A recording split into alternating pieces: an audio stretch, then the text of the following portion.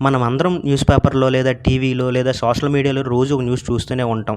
ప్రియుడి కోసం భర్తను చంపేసిన భార్య లేదా ప్రియుడు, భార్య కలిపి భర్తను చంపేశారని. కానీ ఒక ఆవిడ తన భర్తను మొసలి కరుచుకుని వెళ్తుంటే ఆ మొసలితోనే ఫైట్ చేసింది.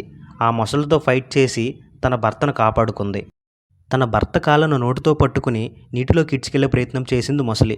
వెంటనే మొసలిపైన ఆమె కొంచెం కూడా ఆలోచించకుండా దాడి చేసింది. ధైర్యంగా మొసలిని ఎదుర్కొని క్రూర జంతువు నుంచి తమ భర్త ప్రాణాలను కాపాడుకుంది. రాజస్థాన్లోని కౌరౌలి జిల్లాలో ఈ ఘటన జరిగింది. మండల్ రాయల్ సబ్ డివిజన్ పరిధిలో నివాసం ఉండే బనీసింగ్ మీనా ఓ మేకల వ్యాపారి. అతని భార్య విమలాబాయి. వీళ్ళిద్దరూ కలిసి మేకలను మేపేందుకు చంబల్ నదీ తీర ప్రాంతానికి వెళ్లారు.